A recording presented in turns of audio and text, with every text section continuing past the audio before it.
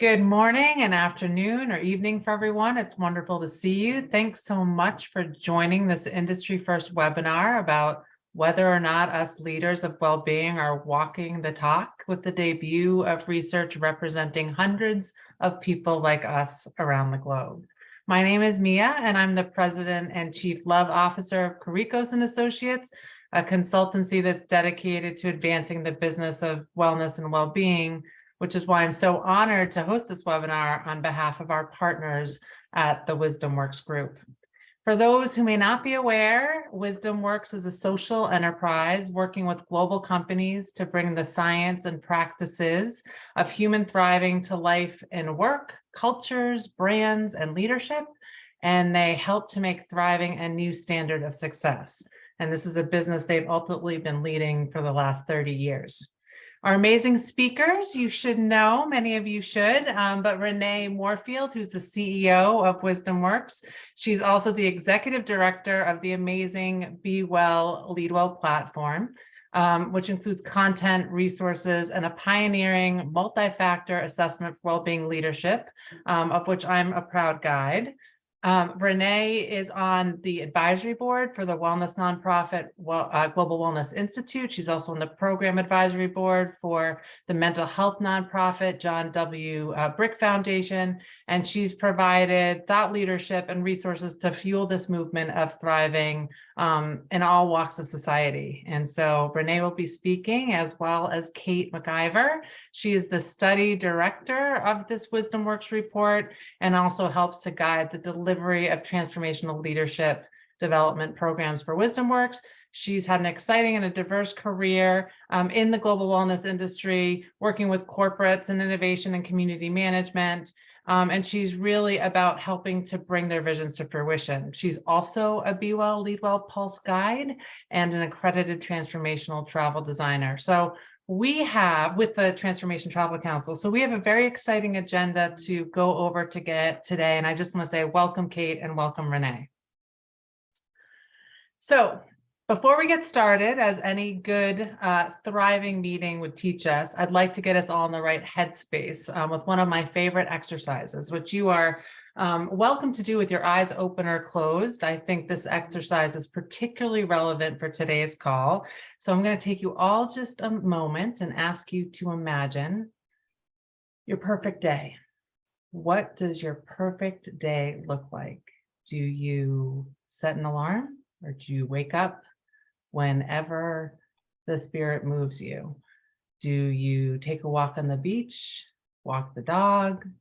Do you spend time with spouse, family members, friends? Do you read a book? What are the things that really make up a perfect day? Think of the place. Think about what it feels like, what it smells like, who you might be with, or if you'd like that just moment alone, think about the kinds of things that you're doing. Just take a moment to think and imagine your perfect day.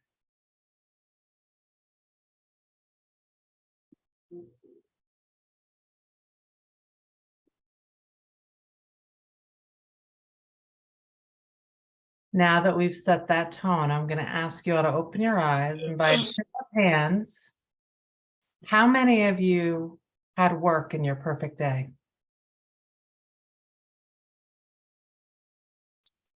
I always find this is stunning because it's very few people that actually raise their hands, which is why I think it's a very important topic, particularly important for today's discussion. So with that, in a couple minutes to spare, I'm going to hand it over to Renee and Kate to take us through this research.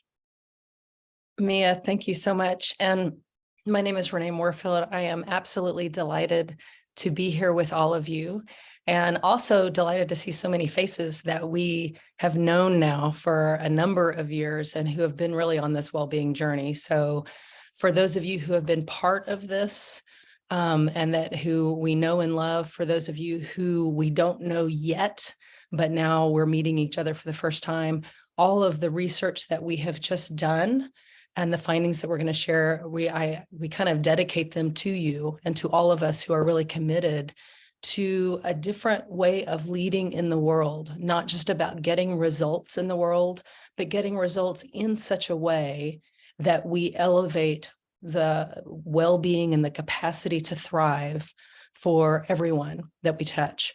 So that's what this research is really all about. I'm going to share my screen with you.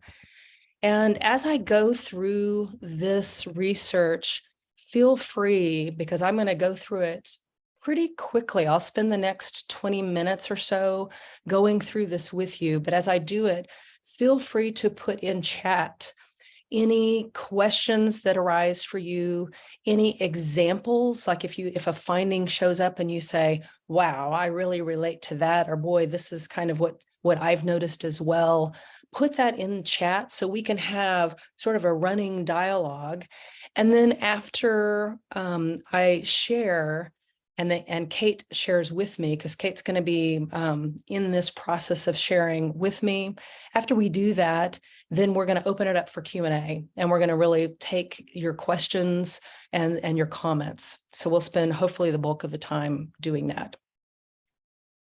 So before we dive in, we want to thank the research collaborators who were so generous in providing support for the research: the Global Wellness Institute, the John W. Brick Mental Health Foundation, and Spa Business. I also want to take a moment to shout out for Elena Svetvia, the Director of Leadership Communications at the University of Colorado in Colorado Springs. She did all of our statistical analysis. If you've not been a part of driving research before, what I can tell you is it does not happen without a team. So it has been really critical to have Elena's support, to have these research collaborators' support, to have Kate as the study director really driving the process. So I'm just super grateful for that. As we talk about the 9 findings, I want to set the foundation of our definition of leadership, because it's this very definition that kind of shifts how we think about who we are as leaders and how we show up in the world. We define leadership as a stance a person takes to actively steward the conditions where all people can thrive, can grow, can be effective. That's really different from some maybe past models of defining leadership. So in this research, we will talk about leadership overall and what it means, but we'll talk about different groups that we looked at: some top managers, middle and first line managers, non-managerial employees, and freelancers and sole proprietors, but all of them are leaders. All of us can be, everyone can be a leader, because it really is about this stance you take. In the study, we measured 4 key areas. One was the experience leaders had of their organization. In that particular domain, we looked at 3 things. One was job autonomy, the sense to which that leader experiences the ability to make decisions in the purview of their work, in the domain of their work, the decisions they need to. The second is their culture, whether that culture was more mechanistic and chain of command, or whether that culture was more participative and organic. And if you think of that as a continuum, it could be that they assessed their culture as somewhere in between. And then third is the amount of organizational change that they're experiencing right now in this period of life and work. The second area we measured was their everyday stressors. We looked at 10 different domains of stress and the extent to which leaders felt low, moderate, or high stress in those domains. And so we're going to report that back out to you. And then third and fourth was 2 areas that we pulled together that we are calling well-being leadership. So the third area, the first of those, is psychological well-being. So we looked at 16 psychometric scales, things such as on appreciation, the sense of having a vision and purpose to guide your life and work, having a broad emotional capacity to deal with the complexity and changes happening in life and work, the ability to practice different wellness behaviors such as eating, moving, rest and sleep, and breath to help you manage your stress, energy, and performance. So there were 16 of these areas that we wrapped together into one metric called psychological well-being. And then 3 areas, 3 psychometric scales that we met to measure leadership impact. And that included things like the perceived ability of the leader to energize others, to maximize the potential of others, and to cultivate a work environment of collaboration and care.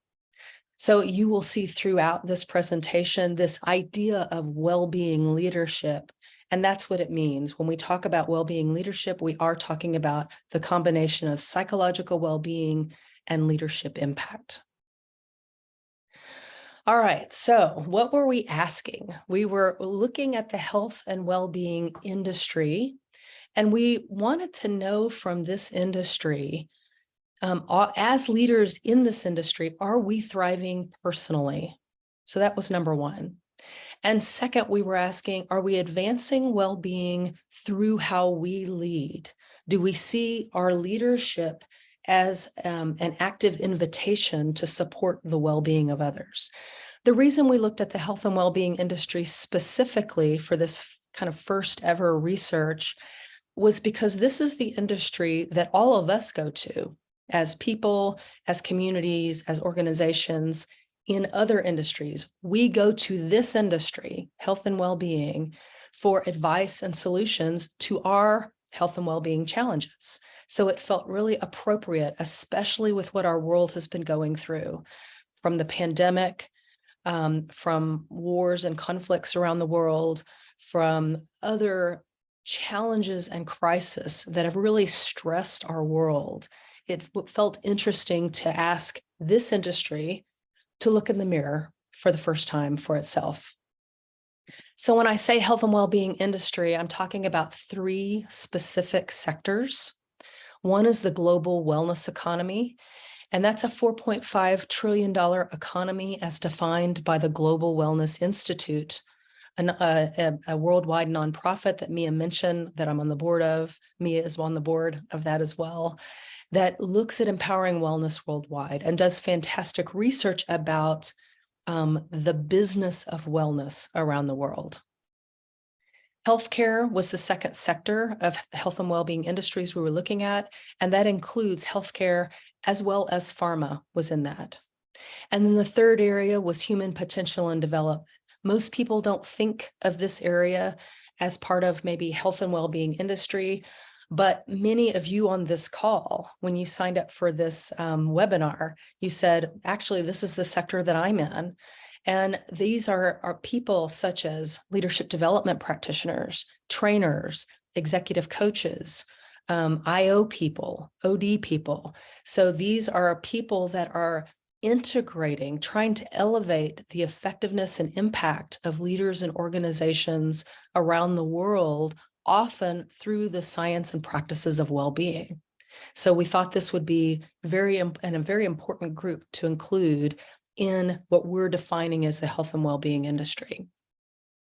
Our study looked at 841 leaders. These leaders were volunteers. So I want to kind of just make a little note in your mind, because they volunteered for this study, the findings that I'm going to show you might actually be a little better. They might represent actually a little better findings than if we were to ask leaders across all of the industry, because these are people that wanted to be a part of a study about well-being leadership. And these leaders reportedly impacted 19 million people around the world, so a significant population. All right, what did we find? I'm going to roll through these really pretty quickly here with Kate's help. The first major finding, and I think to me it's one of the key ones, is that a higher leader well-being links to higher leadership impact. What this means is When a leader reports that they are more internally well-resourced, meaning that they feel like they show up more fully alive, more energized, more engaged, more thriving, they are more apt to perceive that they make a more positive impact on the people that they touch. Now, this seems to me like a no-brainer. It's kind of common sense, and probably in your own experience, please put this in chat. If in your own experience you found, yes, when I am not sleep deprived, yes, when I've had some good exercise, yes, when I've taken care of my own well-being, I show up making better decisions. I show up less stressed. I show up more able to connect with people, more able to manage tasks, more able to be thrown into complexity and challenges and deal with those well. And that's what these leaders were saying. So that is the high level finding, is we saw this direct correlation, strong correlation between psychological well-being and leaders' perceived impact. The second finding is that leaders across the industry show a significant potential for growth when it comes to their own well-being leadership development. So when you look at this chart, you look at the three sectors we were addressing: global wellness economy, healthcare, human potential and development, you'll notice that the highest scoring group when it comes to high well-being leadership, once we got all the responses, by the way, we categorized them in high, average, or low in their reported well-being leadership. You'll notice that the global wellness economy, that population of leaders tends to score higher, report a higher well-being leadership at 38%. So they're higher than the other two sectors. But across the board, as you can see, because the majority of leaders ended up being categorized in the average or low well-being leadership category, across the whole industry, there is much potential for growth for developing well-being leadership. And just, Renee, before you go on to number three, Yeah. I just wanted to add some context to both of those, finding one and finding two, and just say, as someone also in, both the global wellness economy and now I would say also human potential and development sectors, and having a background in that, what stood out to me from both of those findings is that often we get into these industries to be of service. Often we're called servant leaders, and we have a tendency, I have a tendency sometimes to feel that, giving of myself, the more that I can give will better other people, the more that I can do, and exhausting myself sometimes for the betterment of others is a calling, if you will. And yet what we're seeing in these two findings is that actually by prioritizing my own well-being, I'm able to better serve others and be of service than my previous kind of mindset of I need to work all the time and kind of exhaust myself in order to do that. And so I thought that was very interesting. And also from this call, many of you said you were in those two industries. And so I think that's a interesting shift, that we can really increase the impact that we desired when we got into these roles if we also care for ourselves. And really, like they say on airplanes, put your own mask on first. It really applies here as well. So thanks. Yeah, Kate, I'm glad you said that. So often in the work that we are doing with leaders and the work with all of you are doing with your organizations and maybe in your own life, one of the most pivotal shifts, and Kate just nailed it, is not waiting till some indeterminate time in the future to focus on our own well-being, but we are about, all of us in this webinar are about this new idea or a different kind of consciousness that your well-being is your asset for showing up more effective in being able to serve others more in a better way. So Kate, thank you for bringing that up. So finding three really dives in more towards the human potential and development sector.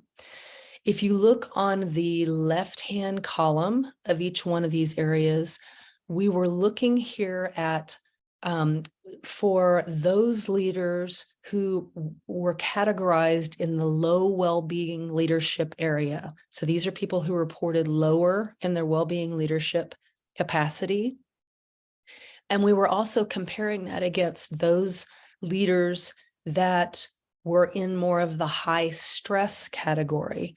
And what we notice here is human potential development seems to report a higher percentage of low. I know that's a twister brain-wise, but a higher percentage of low well-being leadership. So a greater low well-being leadership, as well as at the same time, they're reporting a higher amount of high stress. So that's just an interesting thing to know. And I take this really personally, by the way, because Wisdom Works itself is in this category more than any other, the human potential and development sector. So this is the tribe of human potential and development people saying what kind of reinforcing what Kate just said, where we are people that are out there serving others, yet reporting that we're feeling greater stress and less capacity, less of a sense of internal resourcefulness, less internal well-being to deal with those stressors in our life and work. Yeah, so I'll add to Renee. So I put in chat earlier, within human potential and development, educators were also part of that group. Mm-hmm. And we, I know one of our fellow guides on the call here works actually with a group of principals who really took this and prioritized their well-being during COVID and during the height of it, I will say. And they saw considerable increases in morale and retention and a decrease in stress. So they were able to actually, really look at this and address it by prioritizing their well-being and seeing significant impacts. And so I just wanted to call that out, in that really prioritizing our well-being does have these impacts. And so we're always looking for ways to share those case studies. Yeah, great. Thank you, Kate. Finding 4 is that middle and first line managers show the greatest need for well-being leadership development. So in this particular chart, we were just taking the areas of high well-being leadership. So those leaders we categorized as high in their well-being leadership, and consistently you notice no matter what industry, or no matter what sector we were looking at, when we look at different groups such as top managers, middle and first line managers, or non-managerial employees, freelancers, self-employed, that was one category. Consistently, if you're in the middle or if you're on the first line, you are more apt to report lower when it comes to your well-being leadership. This actually is totally reinforced by other research. So for those of you who have studied any of Barry Oshry's work, a wonderful organizational systems theorist and practitioner, terrific work around what it means to be in the middle. When you're in the middle, when you are, and middle and first line here would both be people in the middle, having to manage up, having to manage sideways, having to manage down, having to manage all sorts of directions, whether it's customers, etc. So this is, again, just pointing out, if you were someone in that category, it even makes more of a case of focusing on your own well-being to support your leadership impact.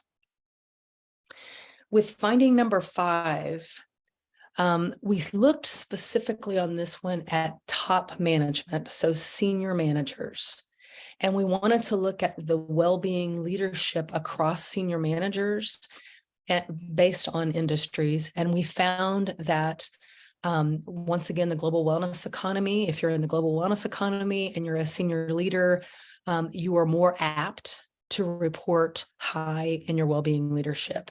But your experience of your own well-being leadership really depends on industry sector, because while we have close to 40%, so 39% of leaders in that category here, that's not the case with healthcare, and that's not the case with human potential and development.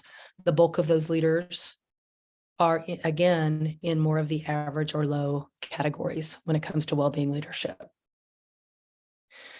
With finding number 6, we shifted to what was the experience leaders were having in their work environment. Specifically on this chart, we're looking at job autonomy.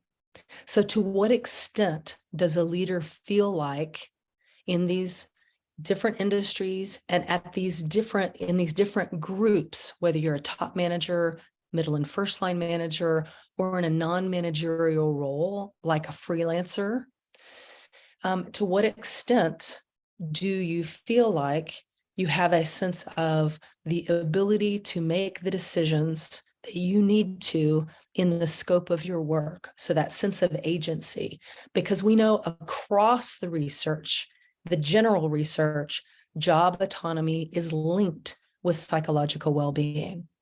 What we found here, as you can see, is there's not a ton of difference. Everyone is saying generally accurate. I have an accurate level of job autonomy. Yep, I've got job autonomy that's accurate. It's not high, but it's high moderate. The highest, once again, is top management in the global wellness economy. The lowest is middle and first line management in the human potential and development sector. Along with that finding, we asked leaders about their experience of their culture. So this was a scale looking at a continuum of, is your work environment more participative, organic, with maybe multiple nodes of communication? Or is your environment more mechanistic with a more direct chain of command and lines of communication that move up and down the organization? And what we found here is what you see right here. None of the groups scored highly participative as their experiences. Most of them were somewhere in the middle. What we know across the general research, and again, this is not every organization, but it is in the general research, the more participative we can make our organizations, yes, with clear boundaries and clear scopes of work and clear vision, clear purpose, but the more participative we make our organizations, the greater well-being overall. So this is how these leaders scored. Yeah, and just before we move into finding 7, I wanted to make a short reflection on findings 4 through 6 that really show that our everyday work experience, how we work, whether from home or in the office, is really impacting leaders differently based on their leadership levels. And that it's a clear opportunity for those, to really support the future of our industry. So finding 4 was really about those middle and first level managers, and they're our future. They are who will eventually become our top managers. And so, you can, from, hospitality, there are front desk supervisors, our customer service managers, spa supervisors or managers. And as Renee said, they're often getting pressure, both from the customers that they're seeing every day, but also their top managers. And they're reporting that they can use some more resources. And just think, if we could support them, or if you are a middle manager, if we were able to prioritize our well-being now, what a difference in our whole industry and the future of our work cultures that we could make as those leaders move up in their career, if we were able to do that now. And I just think that's a really key opportunity that both top managers can influence, knowing that they have additional job autonomy and they have some influence over that, but then also middle managers and frontline managers owning that we have the ability to kind of prioritize, and that is important for our future of our careers. So just kind of that key opportunity, I think, of those 3 findings is really showing potential for our industry and really shifting that overall. Yeah, thank you, Kate. Finding number 7, we started to look at a different demographic, and that was gender identity. So what we asked in this particular finding, or what we're showing in this particular finding, is what was the strengths that showed up when it came to the psychological well-being resources. Remember, I told you at the beginning that when it came to well-being leadership, we were looking at 2 areas: psychological well-being and leadership impact. And underneath that were 19 scales. Those scales can be considered the psychological resources that support well-being leadership. We found that females in the global wellness economy scored higher than leaders who identify as male or leaders who identify in any other way in these 3 areas: appreciation and awe, breathing as fuel, and eating as fuel. So appreciation and awe is the sense of seeing and really connecting to a sense of gratitude, the beauty, the mystery in everyday life. So not waiting for life to entertain you, but really noticing and using as a practice the moments of appreciation and moments of gratitude. Breathing as fuel is the ability to consciously use the breath to manage one's energy effectively, to manage one's stress effectively, and to optimize your performance in life and work. And eating as fuel is very similar, but it's now about using your eating habits for managing stress, energy, and performance in life and work. So that was really interesting that females really shined when it came to the strengths in the global wellness economy. Females in healthcare also shined when it came to some of the same strengths: appreciation and awe and breathing as fuel. But they, in addition, reported that they were really good at mindfulness, that ability to be present in the moment without judging the moment as good or bad, right or wrong, just to be present, which we know that moment of awareness can be a gateway to tremendous learning, growth, and connection with others, because you're just present in a non-judgmental way. And then when it came to human potential and development, leaders who identified as male were the ones that shined, and they shined with totally a different set of strengths. The first was emotional capacity, that ability to bring a sense of lightness to their responsibilities. They shined in resilience, that ability to restore their well-being when they found themselves in the middle of setbacks, which we all face. The ability to, deal with the setback, but then restore their well-being. Seeking new perspectives, that ability to not just tolerate, but to look for, to seek, to lean into perspectives and worldviews that were different than their own. And we know that that is a key well-being factor. And today and tomorrow, which we've named this way, but it doesn't tell you what it is, so I'll tell you.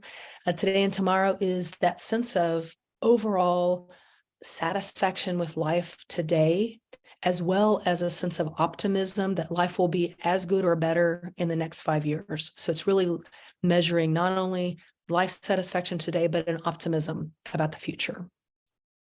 So these were some of the strengths that showed up for in these areas.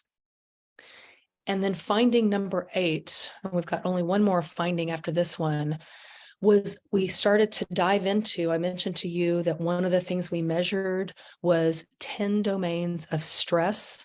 We rolled those domains into an overall stress measure, and we categorized leaders based on the results in high, medium, or low. And what you'll see consistently is leaders who identify as female are slightly reporting slightly higher stress than male leaders.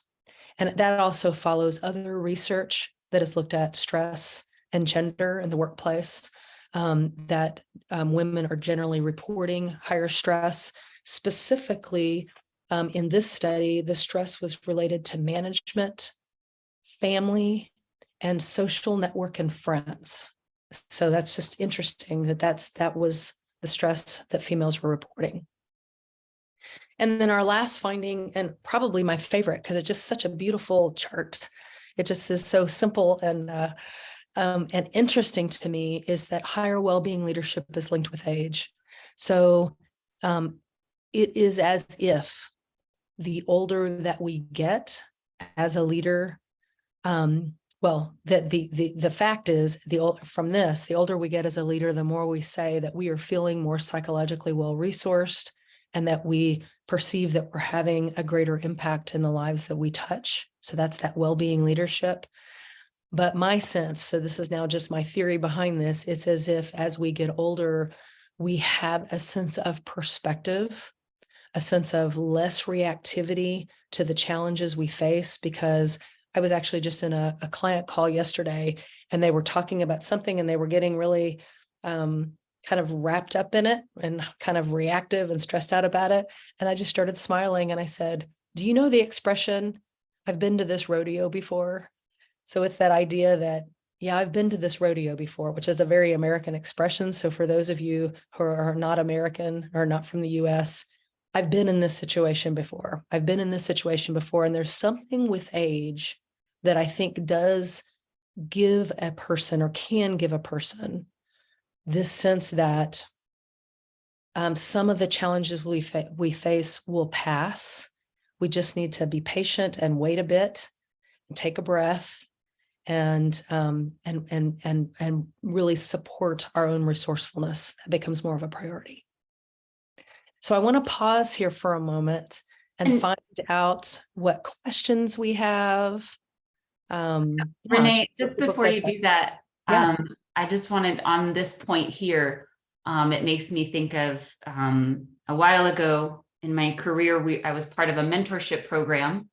And I think that's really key with this finding, in that how could we support those who are coming up in their career to maybe find that ability and strengthen those resources before they get further in their career. And that was a really important thing, that mentorship program was pairing spa directors with new spa managers within their first year or two to really help them and provide that level of guidance. And so that could be an opportunity within your own organizations of how can we match these and create maybe generational diversity within our own organization to really help build those resources going both ways. Because I think there's, as well-being leadership ages, is linked with age, there's other benefits that go the other way as well, which other research shows. We don't need to get into that here, but just wanted to offer that point. That's a beautiful point, Kate. It's really a beautiful point. So I wonder if we want to move into Q&A. Sure, and I'm happy to help manage that process. Now I can see everyone's faces again. I did have a few questions that I noticed in chat to get us started, if that works for you, Kate and Renee. Sure. One of them came from Jasmine, and we just spoke about diversity to some extent with regards to gender, but she mentioned that if job autonomy is linked to well-being, she'd be interested in knowing the diverse makeup of leaders across organizations within today's findings. So I'm just curious if that was something that was covered, sort of the different aspects of diversity, or if that could be something that could be looked at in the future. So I'll just leave that to you and Kate. Yeah, and you said it was Jasmine. So I'd love to know, Jasmine, a little more about your question so that I can answer it well. So is Jasmine still on the call? Yeah, I'm here. Thank you so much.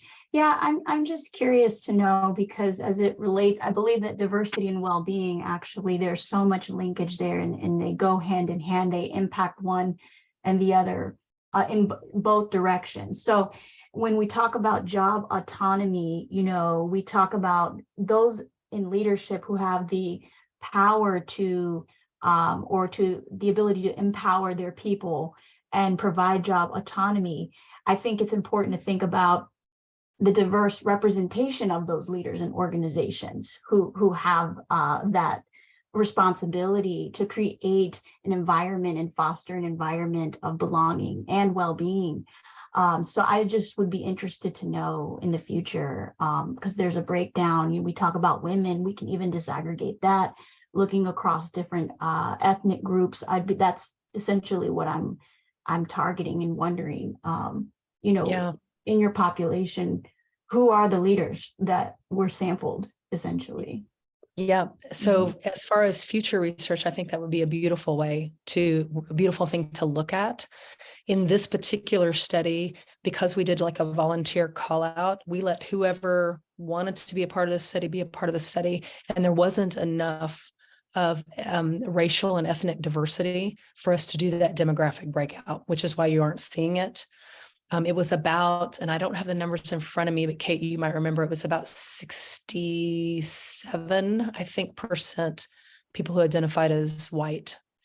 And there wasn't enough for us to be now doing the deeper level dive, because you need a certain number of people to be able to do that.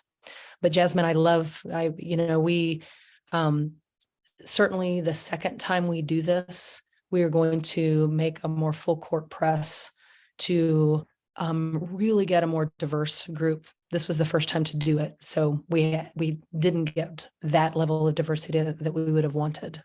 That's awesome. Thanks for the question. Much. Yeah, thanks for the question. I do think what you're saying is not only critical from a research perspective, but it's critical for creating organizations where people thrive, for people to see a diverse representation. Thank you, Jasmine and Renee. Another question that came from Julie Bach, which it was actually a comment, but I'm going to turn it into a question because I think it's a good one. She mentioned that the findings, as you just said, were volunteered. You asked people to, take the survey. So it was self-reported. Do you think that skews the results at all, or do you want to speak about the survey tool itself? Sure. And thank you, Julie. I'm glad you were able to show up on the call. A couple of things on that. One is, I think because we asked for volunteers, and this would not be with just this survey, but with any research, because we did a call out for volunteers, I actually think the results are probably a little better than what we would see if we had done it in a different way, like a randomized sort of survey. And the reason I say that is because if you volunteer to be part of a well-being leadership study, you are likely more interested in the subject. You are likely already thinking about some things when it comes to well-being and leadership in your own life. So I think yes, I think it might be skewed in that way, that these findings are likely better than, or a little better than we would see if we did a randomized survey. With any self-report assessment, there is always some skew because it's a person's perception of themselves. I don't find that a problem. In fact, I think that is exactly what we are asking people. What is your sense of your own well-being? And there's no way someone outside of me can tell me that about myself. No matter what they're seeing on the outside, this really is that person's perception of themselves. So from that perspective, I think there is a skew, and it's a skew that I'm interested in. I'm interested in their perspective. Thank you for that question. Thank you for turning it into a question, Mia. Yeah, sure. Yeah, Hey, and I'll add. Yeah, I was just going to add too. I think the other side of that was about our impact, perceived impact, because when we looked at leadership impact, it is about our perception of how we impact those around us, which can sometimes be different, maybe than how other people perceive that we're showing up. And so I will say that we are in conversation and are always looking for opportunities where we could use, how we assess people with an assessment or some sort of research that can look at that, actual impact, if you want to call it that, the impact outside of what we perceive. Because there are tools that definitely measure that. We haven't had the opportunity to do that, but that would be really key and a next step for this research, because I do think there could be some interesting differentiators there and findings out of both of that. Well, the other connection too with that is to do this similar kind of research, but along with biometrics. So then we have physiological data.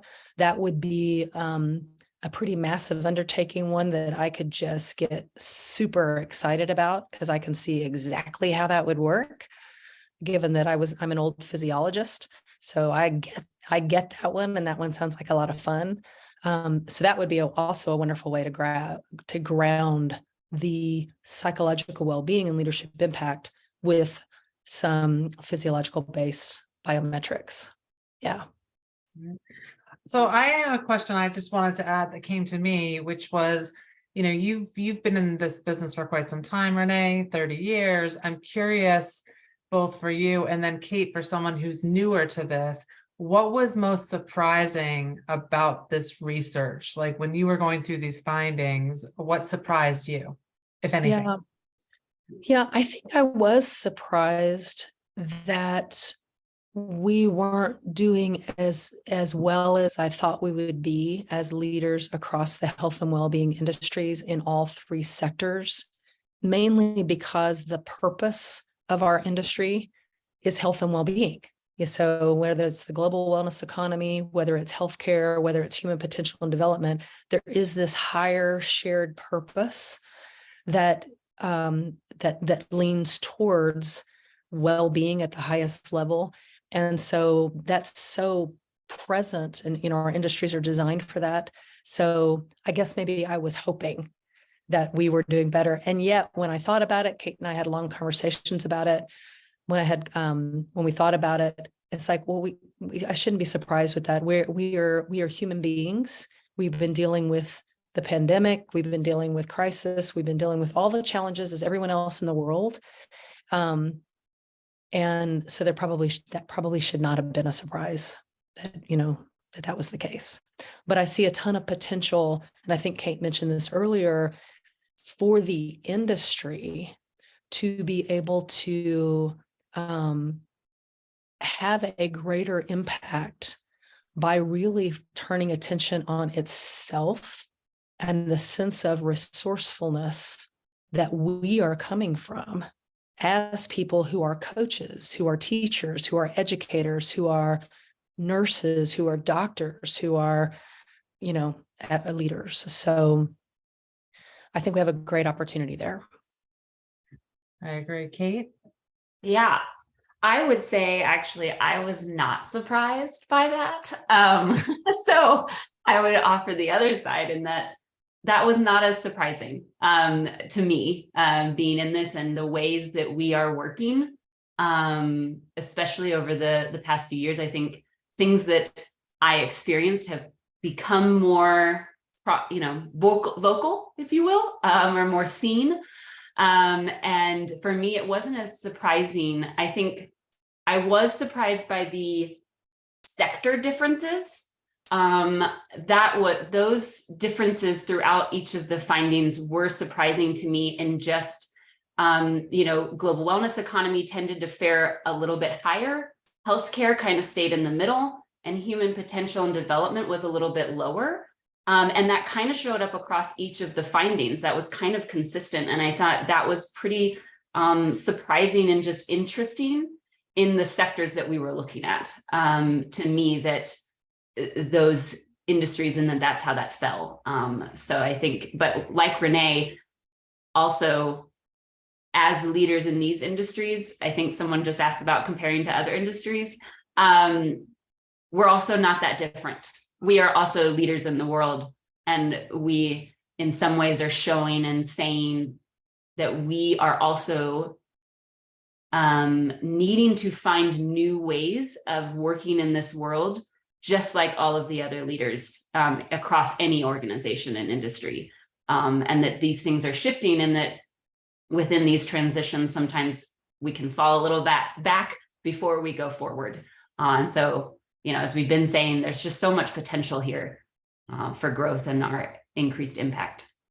I agree completely. And I will just say anecdotally, as someone who's led well-being for a $5 billion hospitality company, one of the scariest and also most liberating moments of my career to date is I was in a board meeting explaining, making the case for well-being, both commercially for millions of consumers and internally for hundreds of thousands of colleagues. And I said a statement that sort of was a mic drop. I didn't realize it at the time, but I said, I never thought that leading well-being for a company would be at the sacrifice of mine. And you could have heard a pin drop.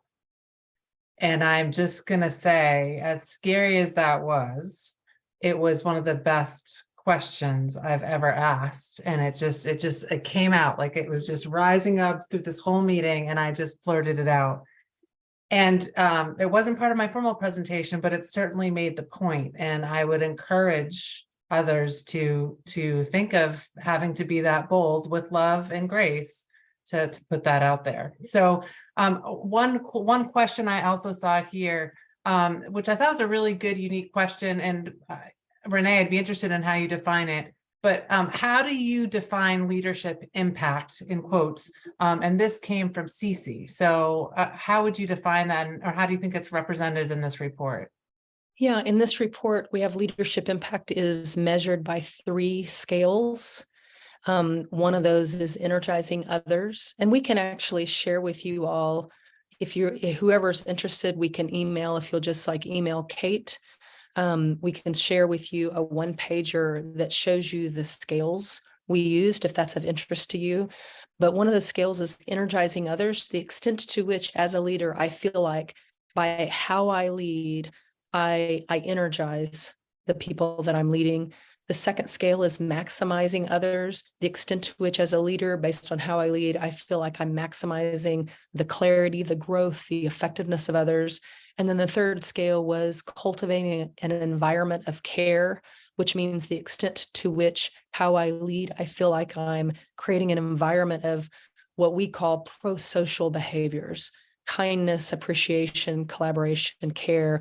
That to me, these are all the behaviors that make for relational well-being. It's why when we're working together and we have this awesome team that we work with, that we leave that work with more energy than we came. It's not just because of the work, it's because we're doing work with people we love, and we gain something through that work.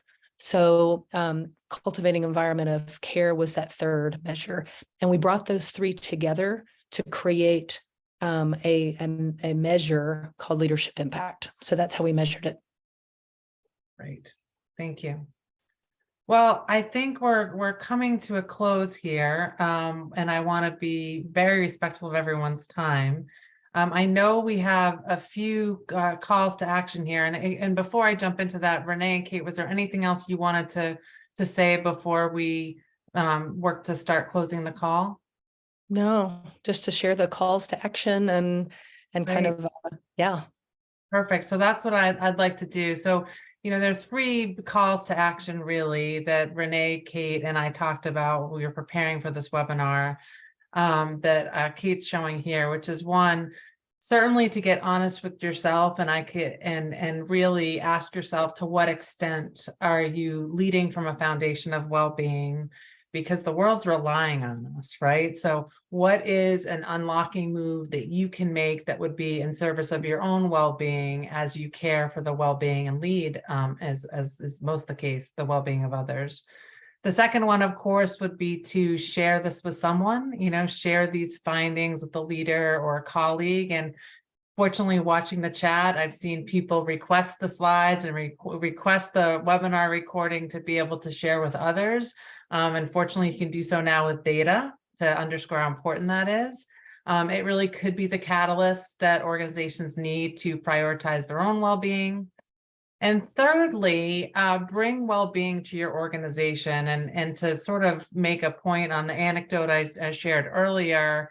To some extent, that means addressing cultures where they're at. And in my experience, often the culture of toxicity starts at the top, and in some instances is only at the top, and you have to figure out how you can adjust that to the betterment of others. And so bring well-being to your organization, and consider leveraging WisdomWorks. I'm allowed to say this as a plug because I do not work for WisdomWorks, but consider leveraging them because they do bring the science and the practice to life for leaders, work cultures, and brands in a variety of ways. They have amazing partners and certified guides around the world that help to also echo this work. So certainly let us know how we can help integrate well-being into your leadership, your culture, your brands. It's what we at Wisdom Works Group do, if I can speak on their behalf, every single day. And so thank you everyone for joining today and for being part of this important discussion. And we hope to continue it in all corners of the world together. So thank you. And thank you to Renee and Kate for this amazing work. It's been an honor to be with everyone today. Well, and thank you to Mia, that you have now met one of the only chief love officers that I think I know in the world. So I think you are an N of one, Mia, and doing just fabulous work all over the world to advance the business of wellness and well-being. So thank you so much for your support and guidance in all this.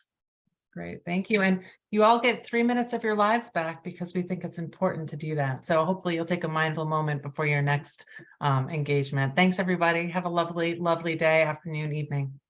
Thank you, everyone. Thanks so much. Take good care. Be well.